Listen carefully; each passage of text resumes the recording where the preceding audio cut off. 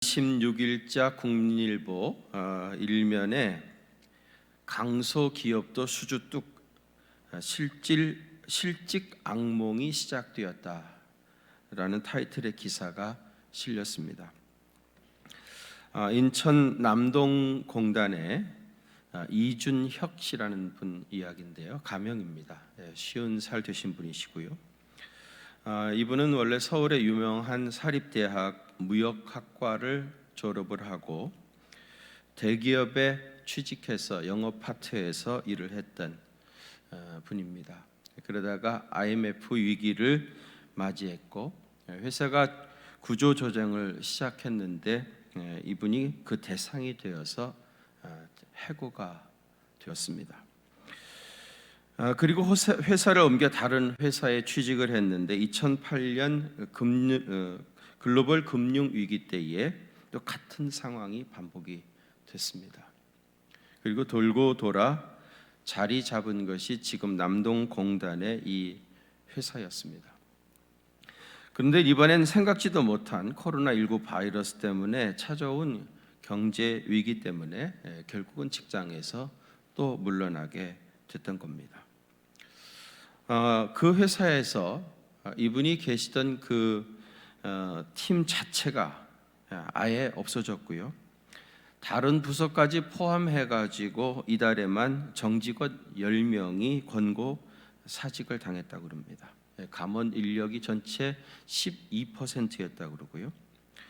팀원들과 마지막 회식 자리에서 모두 다 같이 펑펑 울었다고 그랬습니다. 이분이 우리 회사만 그런 것이 아니라 이쪽 업계가 다 그렇다면서 사장님도 너무 불쌍하다고 그렇게 얘기를 했다고 그래요.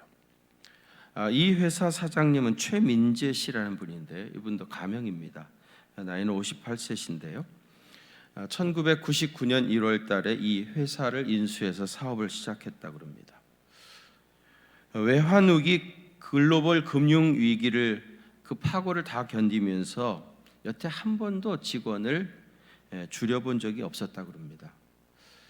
그래서 2, 3년 전에는 그 고용노동부에서 청년 친화 강소기업, 또 인천시에서는 일자리 창출 우수 기업으로 인증까지 받았다고 합니다.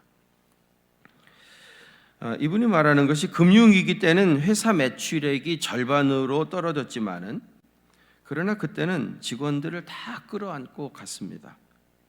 그때는 1년만 버티면 되겠다 싶었는데 이번에는 대책이 나오지 않았습니다.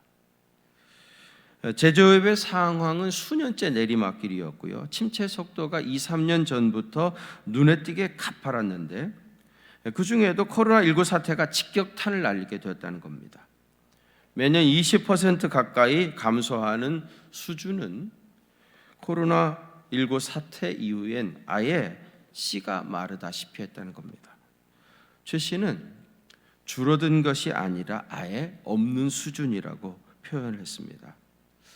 사태가 단기간에 정리될 기미가 전혀 보이지 않아서 어쩔 수 없이 한 사람 한 사람 붙잡고 눈물로 권고 사직을 시켰다고 그랬습니다. 이렇게 해서 이 회사에서 실직을 당한 이준혁 씨가 기자에게 이런 얘기를 했습니다. 아직 집사람한테는 얘기를 못했습니다. 요새 사람 뽑는 것이 없는데 이제 나이 50이나 된 내가 재취업이 가능할지 모르겠습니다. 자기 아내한테 실직 당했다는 것을 말하지 못했다는 겁니다. 저는 이 기사를 읽으면서 눈물이 왈칵 쏟아졌습니다.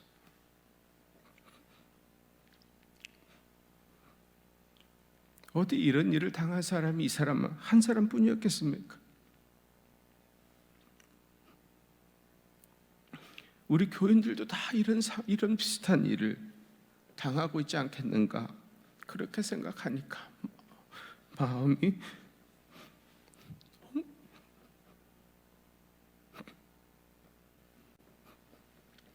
너무 많이 아팠습니다.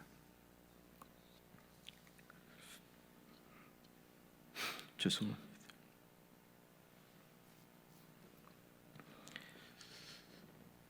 교인들하고 통화할 일이 있어가지고 집사님 얼마나 힘드십니까? 그렇게 물으면은요, 오히려 그분들이 저를 걱정해 주십니다. 목사님이 제일 힘드실 것 같습니다. 빨리 이 세타가 지나가서 목사님 뵈고 싶습니다.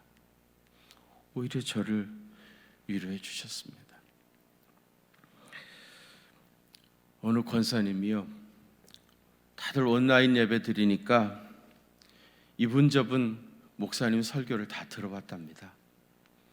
아주 유명하시다는 목사님 설교도 들었는데 들어보니까 그 중에서 제 설교가 제일 좋더랍니다. 제가 그 얘기를 들으니까 얼마나 그 권사님이 거룩해 보이시고 귀해 보이시고 이뻐 보이시고 좋아 보이시고 영적으로도 열리신 분 같았는지. 우리가 지금 깊은 수렁에 빠진 것 같은 어려운 시간을 보내고 있는데, 그런데 이것도 하나님의 어떤 섭리 가운데서 되어지고 있는 일 아니겠습니까? 전도서 7장 14절에 보면은 형통한 날에는 기뻐하고 곤고한 날에는 되돌아보아라. 이 두 가지를 하나님이 병행하게 하사 사람이 그의 장래일을 능히 헤아리 알지 못하게 하셨느니라 그랬습니다.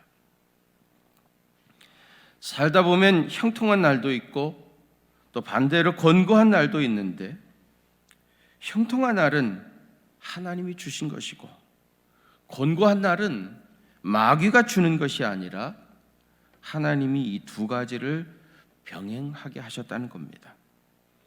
여러분, 형통한 날을 하나님께서 주셨다는 것을 인정하십니까? 그러면 곤고한 날을 주신 이도 하나님이심을 인정하십니까? 하나님은 선하신 하나님, 모든 것을 합력하여 선을 이루시는 분이심도 믿으십니까? 그렇다면 지금 우리가 당하고 있는 이 상황이 비록 곤고한 것으로 포장이 되어 있다 할지만 그 속에는 하나님의 선하심이 들어있다는 것을 여러분 믿으십니까? 이런 의미에서 신명기 8장, 오늘 우리 본문을 다시 한번 주의 깊게 읽어볼 필요가 있습니다. 하나님께서 광야에 있던 이스라엘 백성들을 만나와 메추라기로 먹이시고 또 구름 기둥과 불 기둥으로 인도하셨습니다.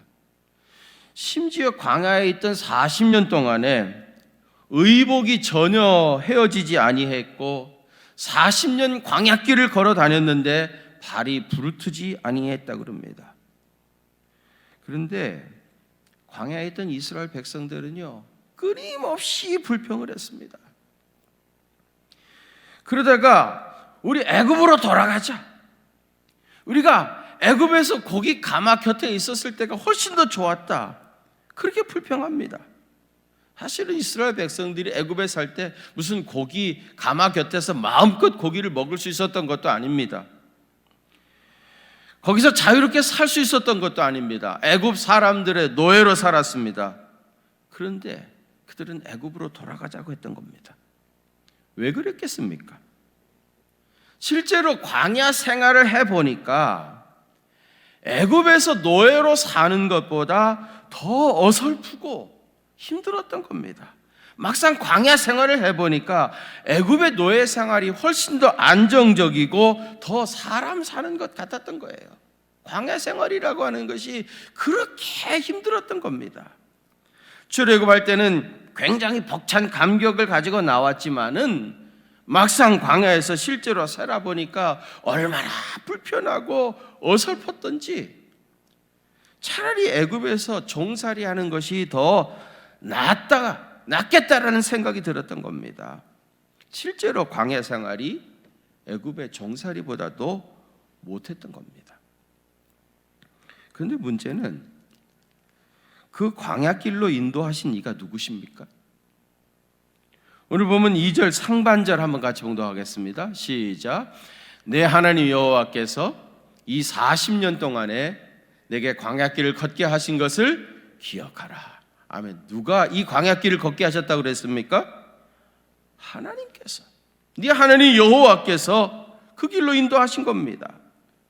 애굽에서 400년 동안이나 종살이하던 그 불쌍한 백성들을 이끌어내어 해방시켜주는 줄 알았는데 알고 보니까 그보다 더 못한 곳으로 인도하신 이가 하나님이셨던 겁니다.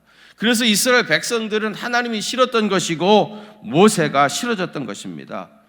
그래서 수많은 군중들이 모세야 물러가라고 외쳤고 금송아지를 만들어서 애굽에 돌아가자고 했던 것이고 많은 사람들이 이에 동조했던 겁니다. 그들의 입장에서만 생각해 보면은 그럴 만한 했었고요. 그럴 만한 했겠구나. 이해가 되기도 합니다. 그럼 선하신 하나님께서 왜 그들을 이 광야길로 인도하셨겠습니까? 오늘 우리 본문에서 그 이유를 분명하게 말씀해 주고 있습니다. 그래서 제가 오늘 설교 제목을 광야길을 걷게 하신 이유라고 제목을 붙여보았습니다. 왜 하나님께서 이스라엘 백성들을 그 어려운 광야길로 그들을 인도하셨습니까? 그 첫 번째는요, 불순종한 죄를 깨닫게 하시려고 그러신 겁니다. 2절 한번 다시 봉독하겠습니다. 2절입니다. 시작. 내 하나님 여호와께서 이 40년 동안에 내게 광야길을 걷게 하신 것을 기억하라. 이는 너를 낮추시며 너를 시험하사 내 마음이 어떠한지 그 명령을 지키는지 지키지 않는지 알려 하심이니라. 아멘.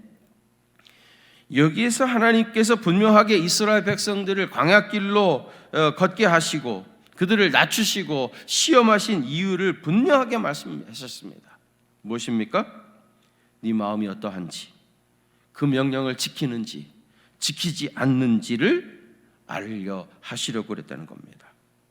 여러분, 실제로 이스라엘 백성들이 살았던 애굽 고센 땅에서부터 가나안 땅까지는요, 지중해 해안길로 쭉 따라 올라가면은 400km 정도밖에 안 됩니다. 서울에서 부산 정도밖에 되지 않아요. 아무리 천천히 걸어도 한 달이면 충분히 갈 수 있는 그 길입니다. 그런데 40년이 걸렸어요. 40년이나 걸리게 되어진 그 직접적인 이유가 뭡니까? 가데스 바네아에서 있었던 일 때문이죠. 거기서 12명의 정탐꾼을 가나안 땅에 들여보냈습니다. 여호수아와 갈렙을 제어하고 나머지 10명은 그 땅을 악평하면서 현실적인 이런저런 이유들을 얘기하면서 그 땅은 우리를 삼키는 땅이다. 올라가지 말자. 불평하고 악평했습니다. 그래서 결국 하나님께서 그 길을 돌려서 광야길로 들어가게 하신 겁니다. 40년 광야 생활이 그렇게 시작되었던 겁니다. 결국은 이스라엘 백성들이 하나님의 약속의 말씀을 붙잡지 못하고 믿지 못하고 하나님을 신뢰하지 못한 죄 때문에 광야 40년 생활을 하게 되신 거예요. 여러분, 광야와 같은 인생길을 살아가면서 내가 하나님 앞에서 불순종한 것이 무엇인지 제일 먼저 점검해 볼 필요가 있습니다. 이런 상황들을 통해서 내가 깨달아야 할 나의 죄가, 마땅히 벗어버려야 할 나의 죄악이 무엇인지를 진지하게 생각해야 합니다. 최근에 엠번방 사건이 일어나서 국민적인 공분이 일어나고 있습니다. 이 사람이, 그 어린 자식이 그 엄청난 잘못을 지키고 있는데 들키지 않고요, 문제가 되지 아니하고요, 어쨌든 그것이 잘 돌아가서 계속해서 죄악 가운데 빠져 있는 게 그게 잘 되는 일입니까? 문제가 드러나야죠. 잘못된 것이 다 샅샅이 드러나가지고 다시는 그런 죄에 빠져들지 아니하도록 하는 것이, 그것이 옳은 것 아니겠습니까? 광야와 같은 삶을 살아가는 것이 당장은 힘들고 어렵지만은 그것을 통해서 내가 잊어버리고 지냈던 죄악들, 마땅히 해결했어야 할 문제들을 도려내고 다시 회복할 수 있다고 하면 그게 오히려 은혜가 아니겠습니까? 그러고 보면 이스라엘 백성들이 광야 생활이 힘들다고 불평만 하고 있을 것이 아니라 가데스 바네아에서 불순종했던 자기들의 죄를 회개했었어야 됩니다. 기억하십시오. 사실은 회개해야 할 상황에서 이스라엘 백성들처럼 불평하기 쉽습니다. 내가 지금 불평하고 있는 그 문제들을 가지고 한번 좀 깊이 생각해 보십시오. 그것이 정말 불평해야 할 것인지 아니면 하나님 앞에 나와 회개해야 하는 문제인지. 광야와 같은 삶을 살아가면서 잊고 지냈던 우리의 죄를 발견하고 하나님 앞에 회개하고 돌아설 수 있다면 그것도 큰 은혜임을 기억하시길 바랍니다. 두 번째로는 사람은 하나님의 말씀으로 사는 것을 알게 하시려고 이스라엘 백성들을 광야길로 인도하셨다고 그래요. 여러분 3절 한번 같이 봉독하겠습니다. 3절 봉독입니다. 시작. 너를 낮추시며 너를 줄이게 하시며 또 너도 알지 못하며 내 조상들도 알지 못하던 만나를 내게 먹이신 것은 사람이 떡으로만 사는 것이 아니요 여호와의 입에서 나오는 모든 말씀으로 사는 줄을 내게 알게 하려 하심이니라. 아멘. 여기에 아주 명백하게 낮추시고 줄이게 하신 이유를 말씀해 주셨습니다. 무엇입니까? 사람이 떡으로만 사는 것이 아니고 여호와의 입에서 나오는 모든 말씀으로 산다는 것을 알게 하시려고 이스라엘 백성들을 광야길로 인도하셨다는 겁니다. 나는 먹지 않아도 살 수 있다. 나는 돈 없어도 얼마든지 살 수 있다. 그렇게 말하는 것은 거짓말이고 허세이지만요, 그렇다고 사람이 떡으로만 사는 것은 분명히 아닙니다. 우리가 이번에 코로나19 사태로 벌써 한 달 훨씬 이상 제대로 예배를 드리지 못하고 교회에 나올 수 없는 상황을 경험해 보니까 우리 속에 영적인 목마름, 영적인 갈급함이 있다는 것을 분명히 깨닫게 되었습니다. 첫날 인터넷으로 가정 예배를 드릴 때 예배당이 텅 비어 있는 이 모습을 보고 교인들이 다 눈물을 흘렸다고 했습니다. 우리가 교회에 나와 예배한다는 것이 얼마나 귀한 일이었는지 정말 깨닫게 되었다는 이야기들을 많이 들었습니다. 제가 최근에 이 일이 일어나기 전에 군대에서 예배드렸던, 주일날 예배드렸던 이야기들을 몇 번 반복을 했습니다. 논산 훈련소에서는 주일마다 교회만 가면 내 병든 몸과 마음을 우리 주님이 회복해 주셨다는 얘기도 드렸고요. 자다 배치 받아가지고 그런 주일날 교회 가겠다고 해가지고 엄청난 구타를 당했다. 그러다가 차라리 내가 이렇게 맞아서 여기서 죽는 것이 낫겠다. 그래야 이 장병들이 다 주일날 교회 갈 수 있지 않겠는가? 그런 말씀도 드렸었습니다. 제가 이런 이야기들을 드린 이유가 무엇입니까? 제가 그때 배가 고파가지고 교회 갔겠습니까? 군인들이 소위 하는 말대로 초코파이 얻어 먹으려고 그 구타 당하면서 제가 주일날 교회 갔던 것이 아닙니다. 예배를 드릴 수 없는 상황이 되어 보니까 내 영혼이 죽을 것 같았던 겁니다. 그 영혼의 답답함을 견딜 수가 없었습니다. 숨이 막혀서 죽을 것 같았습니다. 아마 많은 우리 교인들이 이런 숨이 막힐 것 같은 영적인 답답함을 지금 느끼고 있을 것입니다. 그래서 어느 권사님이요, 목사님, 나 예배 드리다가 죽어도 괜찮으니까 교회 가서 예배 드리겠습니다. 그런 얘기를 하셔요. 물론 우리가 지금 교회에서 교회에 모이지 못하는 것은 죽을까 봐 겁이 나서 그러는 것은 아니죠. 사회적 거리두기에 교회가 적극적으로 동참해서 하루라도 빨리 이 상황에서 우리 모두가 벗어나기 위해서 그런 것이지, 병들어 죽을까 봐 그러는 건 아닙니다. 어쨌든 교회 갈 수 없는 이런 상황이 되고 보니까 사는 아무 재미가 없다, 그런 분들도 계시고요. 정말 죽을 것 같이 힘들다, 무엇보다도 하나님 앞에 나가 예배도 드릴 수 없다는 것이 너무 힘들다, 그런 얘기들을 많이 하십니다. 그만큼 영적인 갈급함이 우리에게 있는 겁니다. 정말 오늘 말씀처럼 사람은 떡으로만 사는 것이 아니라 여호와의 입에서 나오는 모든 말씀으로 산다는 것을 우리가 지금 생생하게 체험하고 있습니다. 코로나19 사태는 이 때문에 우리가 지금 한 달 이상 예배를 드리지 못하고 있는데, 저는 이 기간이 우리 한국 교회가 영적인 백신을 맞고 있는 기간이라고 생각합니다. 백신이라고 하는 게 뭡니까? 일부러 세균을 내 몸속에 집어넣어서 그것과 싸워 이기게 함으로써 면역력을 높여가는 것이 백신 아닙니까? 그래서 더 많은 세균들이 들어왔을 때 충분히 이겨낼 수 있도록 미리 맞아주는 주사가 예방주사입니다. 우리는 이번에 이 기간을 통해서 정말 신앙의 본질이 무엇이고, 정말 사람은 떡으로만 사는 것이 아니라 하나님의 말씀이 있어야만 산다는 존재인 것을 절절하게 깨닫게 되어져서 앞으로 어떤 시련이 다가와도 이 믿음이 흔들리지 않게 하시려고 이런 영적 백신을 지금 우리는 맞고 있는 줄로 믿습니다. 기억하십시오. 사람은 떡만 있으면 사는 것이 아닙니다. 사업만 잘 되어지고 돈만 잘 벌면 살 수 있는 것이 절대로 아닙니다.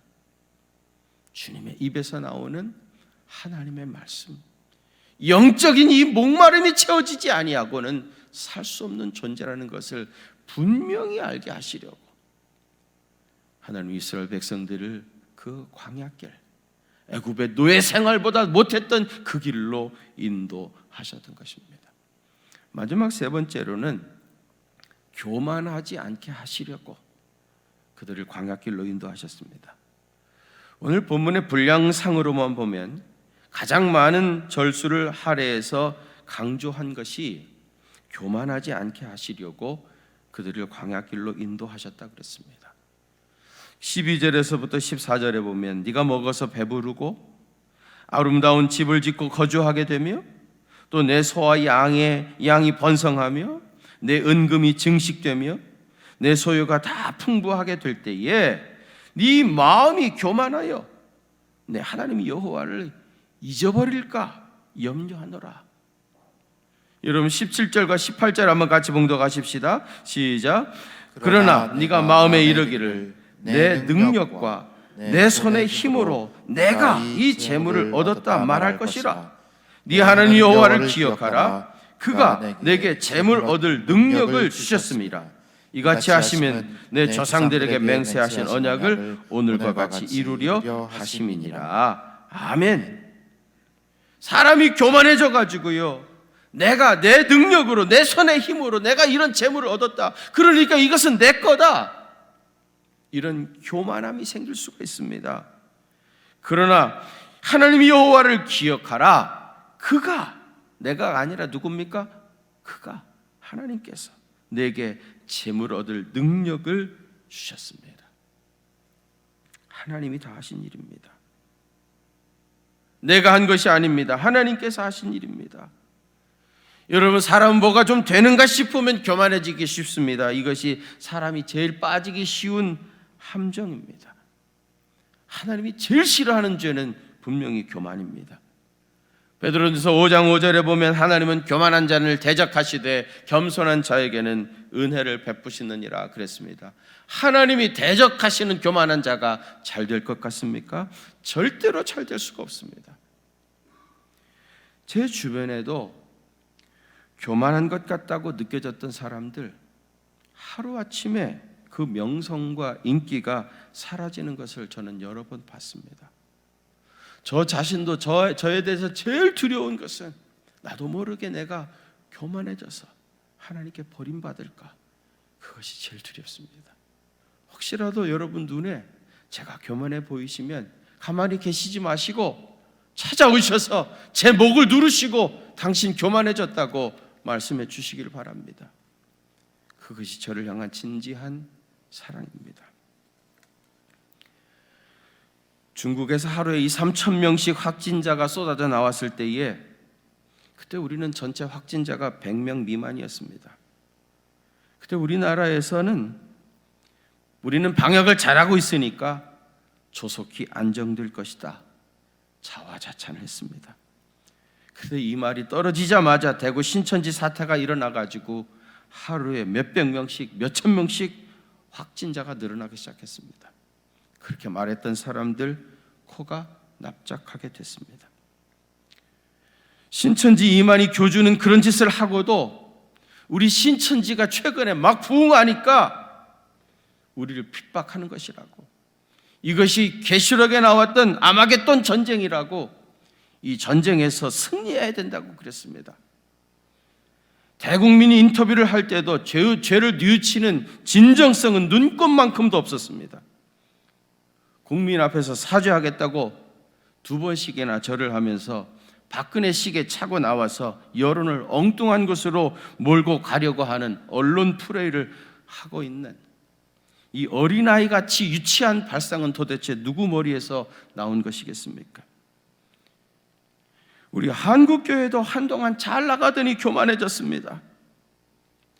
하나님께서 다 하신 하나님의 교회신데 마치 자기가 창업한 것처럼, 자기 사업체처럼 자기 아들에게 물려주고, 남들도 다 그러는데 왜 나한테만 그러냐면서 소리쳤습니다. 그러다가 우리 한국교회가 된통 소리를 맞게 된 겁니다. 교회 지도자라는 사람들이 이러고 있으니까 세상은 말할 것도 없습니다. 정치하는 사람들의 오만과 독선은 이미 하늘을 찌르고 있습니다. 교만한 자는 반드시 하나님이 멸하시고 심판하십니다. 이번 기회에 우리 모두가 하나님 앞에서 겸손해질 수 있다고 하면 이 모든 것이 다 하나님의 은혜였다고, 우리 주님의 은혜가 아니면 나는 한순간도 살 수 없었다고 다 같이 고백할 수 있게 된다면 이것도 큰 은혜가 될 줄로 믿습니다. 벌써 몇 달 전입니다. 그때 코로나 바이러스 이 사태가 없었을 때예요. 제가 3층을 지나가는데 우리 교회 연세 높으신 어떤 남자 집사님께서 저에게 일부러 다가오셔가지고 갑자기 그 복도에 서서 이런 말씀을 하셨습니다. 당신은 참 어려운 시대를 많이 살아왔는데 그때마다 고등학교 영어 교과서에 나오는 시, 이것 또한 지나가리라, 이 시를 생각하면서 견디고 있다고, 그런 얘기를 쑥 하십니다. 고등학교 졸업하신 지가 70이 훨씬 넘으신 집사님이신데 언제라고 그 고등학교 때 배웠던 시를 기억하면서 사신다면서 말씀하셨습니다. 원래 이 시를 쓴 사람은 렌터 윌슨 스미스라고 하는 여사입니다.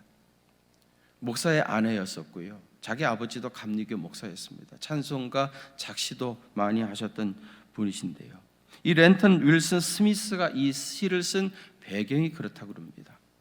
미드라시라고 하는 랍비들이 읽는 구약 성경 주석서가 있습니다. 이 미드라시에 나오는 이야기인데 어느 날 다윗이 보석 세공업자들을 불러가지고 나를 위해서 반지 하나를 좀 만들어 달라. 그리고 그 반지에다가 글귀 하나를 써놓는데 그 글귀는 내가 큰 승리를 거두어서 기쁨을 억제하지 못할 때 감정을 조절할 수 있게 하고, 동시에 또 내가 절망에 빠져 있을 때 내 기운을 북돋워 줄 수 있는 그런 말이어야 한다, 그렇다는 겁니다. 이 금세공업자가 아무리 생각하고 고민을 해도 뭐라고 거기다 써야 되는지 알 수가 없었던 거예요. 그래서 당시에 가장 지혜롭다고 하는 다윗의 아들 솔로몬에게, 왕자에게 가가지고 내가 이런 주문을 받았는데 뭐라고 쓰면 좋겠습니까? 솔로몬에게 물었다고 그래요. 그래서 솔로몬이 잠깐 생각을 하더니 이것 또한 지나가리라 라고 새기십시오, 그렇게 대답하더라는 겁니다. 승리에 도취한 순간에 왕이 그 글을 보면은 자만심이 가라앉을 것이고, 또 왕이 절망 중에 그 글을 보게 되어지면 이내 큰 용기를 얻게 될 것입니다. 이것 또한 지나가리라 라는 것이었습니다. 이 이야기를 듣고 감명을 받아 렌터 월슨 스미스가 쓴 시가 사람들에게 회자되기 시작했고요. 고등학교 영어 교과서에도 실리게 되었습니다. 제가 한번 여러분들께 이 시를 소개하겠습니다. 이것 또한 지나가리라. 큰 슬픔이 거센 강물처럼 내 삶에 밀려와 마음의 평화를 산산조각 내고 가장 소중한 것들을 내 눈에서 영원히 앗아갈 때면 그대 가슴에 대고 말하라. 이것 또한 지나가리라. 끝없이 힘든 일들이 내 감사의 노래를 멈추게 하고 기도하기에도 너무 지칠 때면 이 진실의 말로 하여금 내 마음으로부터 슬픔을 사라지게 하고 힘겨운 하루의 무거운 짐에서 벗어나게 하라. 이것 또한 지나가리라. 행운이 너에게 미소 짓고 하루하루가 환희와 기쁨으로 가득 차 근심 걱정 없는 날들이 스쳐갈 때면 세속의 기쁨에 젖어 안식하지 않도록 이 말을 깊이 생각하고 가슴에 품어라. 이것 또한 지나가리라. 너의 진실한 노력이 명예와 영광 그리고 지상의 모든 귀한 것들을 내게 가져와 웃음을 선사할 때면 인생에서 가장 오래 지속될 가장 위대한 이야기도 지상에서 잠깐 스쳐가는 순간에 불과함을 기억하라. 이것 또한 지나가리라. 이번의 위기도 또한 지나가게 될 것입니다. 일반적으로 영성이 깊은 사람, 성숙한 인격을 가진 사람은 감정이나 삶의 기복이 그리 심하지 않습니다. 모든 것이 다 일시적인 것이라는 것을 깨닫기 때문에 좋은 일을 만났을 때에도 우쭐해서 교만하지 아니하고요, 어려운 일을 당해서도 크게 낙심하지 않습니다. 그 나쁜 일도 일시적이라는 것, 그리고 그 나쁜 일 안에도 좋은 일의 씨앗이 숨겨져 있다는 것을 잘 알고 있기 때문입니다. 지금 우리는 참 어려운 시간들을 보내고 있는데 이것 또한 지나가게 될 것입니다. 오늘 본문 16절에 네 조상들도 알지 못하던 만나를 광야에서 내게 먹이셨나니 이는 다 너를 낮추시며 너를 시험하사 마침내 어떻게 하신다고요? 내게 복을 주려 하심이니라. 마침내 하나님께서 우리에게 복을 주시려고 우리를 광야길로 인도하셨습니다. 광야길로 인도하신 하나님의 이유를 분명히 알고 하나님 말씀에 온전히 순종하심으로 마침내 주시겠다 하시던 하나님의 그 풍성한 복과 은혜 받아 누리며 사시기를 주님의 이름으로 축원합니다. 하나님, 우리 모두가 정말 어려운 시대를 살아가고 있습니다. 먹고 사는 문제도 참 너무너무 힘들지만 영혼의 목마름이 있습니다. 죽을 것 같은 답답함이 있습니다.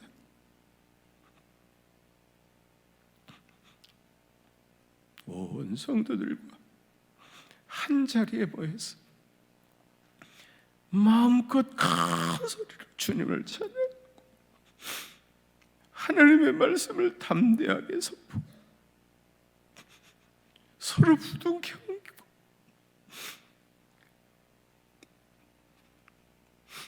주님을 예배할 수 있는 날, 자유롭게 예배할 수 있는 날 속히 오게 하여 주시옵소서.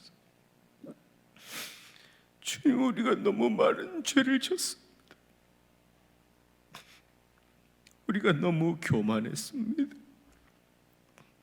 하나님의 은혜인 줄 모르고 불평했습니다. 약속의 말씀을 제대로 믿지도 못했습니다. 다 자기가 했다고 생각했습니다. 다 내 것이라고 생각했습니다. 내가 최고로 잘난 줄 알았습니다. 주님, 우리 죄를 용서해 주시옵소서.